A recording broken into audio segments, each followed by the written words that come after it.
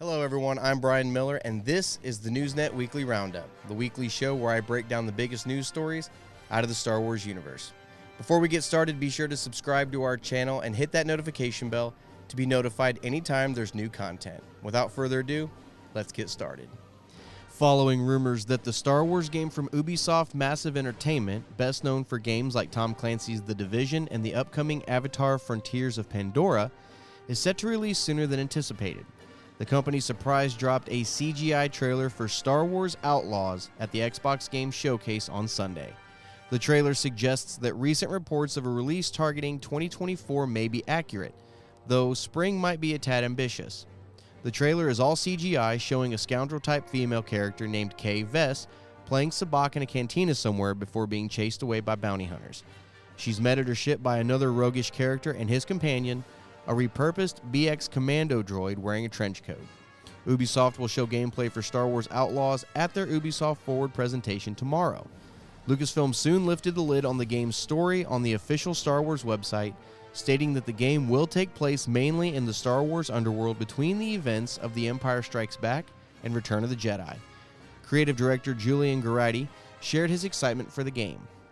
It's a dream come true to be able to collaborate with the team at Lucasfilm Games to create Star Wars Outlaws, the first open-world Star Wars game. Our team at Massive Entertainment has a great deal of experience in open-world games backed by strong technology, and it's the perfect time to tell an original scoundrel story that will resonate with fans. With the Galactic Empire on the heels of the Rebel Alliance and the criminal underworld thriving, an outlaw like Kay Vess has a whole galaxy of opportunity in front of her. First announced in January of 2021, Ubisoft's Massive Entertainment Star Wars title was confirmed to be an open-world experience using their in-house Snowdrop engine. Rumors indicated that the game seeks to be the Star Wars franchise's answer to No Man's Sky, with a heavy emphasis on player exploration of the galaxy far, far away. Star Wars Outlaws is set to release sometime in 2024. The latest still picture revealed by Empire Magazine from the upcoming AHSOKA series features a very interesting quote-unquote reveal. The narrative of the series will include at least one Inquisitor. This isn't really surprising now, considering the Inquisitor in question appeared in the trailer dropped to the public during Celebration at the 1 minute and 22 second mark. The publication didn't give any additional context to the image and published it online ahead of the new issue's release this Thursday as a way to stir up speculation surrounding the show. After being first introduced in Star Wars Rebels and having appeared throughout several mediums, including books, comics, video games, novels, and even live-action series, the motivation of the Inquisitors seems clear. They are a weapon used by Vader and the Empire to hunt down any Jedi that survived Order 66. They've crossed paths with many of our favorite characters, from Obi-Wan Kenobi to the Ghost Crew to Cal Kestis, and now Ahsoka as well. She fought side by side with Kanan and Ezra at the end of Season 2 of Rebels against 3 Red Blades, and also went against another Inquisitor in the E.K. Johnston novel, as well as an episode of Star Wars Tales of the Jedi. But this is the first time we're seeing an Inquisitor in the New Republic era, begging the question, what are they doing here during this time period? Our questions will be answered by the time Ahsoka debuts on Disney Plus on August 23rd.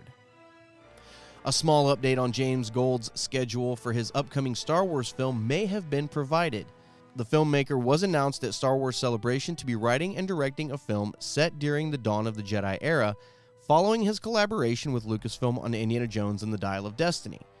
During the most recent episode of The Hot Mic, industry reporter Jeff Snyder was talking about Mangold's upcoming schedule when discussing his involvement with DC Studios' Swamp Thing. The Logan director has also been attached for a few years to direct a Bob Dylan biopic. With Indiana Jones and the Dial of Destiny due out this month, Mangold will finally be shooting that in July. According to Snyder, filming would then wrap in August, and Mangold should move on to start writing his Star Wars movie in October, as long as the strike has ended by then. Mangold is not a member of the WGA, but has stated that he supports the writers and will likely not work on any scripts in solidarity with them. A story by The Hollywood Reporter in April said that Lucasfilm intends to release the Dave Filoni-directed theatrical film 1 year after Obeyed Chinoy's, which would put us right into 2026 at the earliest. The status of that script, as with most things in the Mandoverse, is completely unknown. If the stars aligned, we could even see it before Obeyed Chinoy's. Mangold's film has consistently been the most mysterious one. Since the writer-director was attached to directing the Bob Dylan biopic before moving on to Star Wars, it was believed that we wouldn't see his take on a galaxy far, far away for a few years. However, looking at his past endeavors, we can see that he is quite an efficient creative.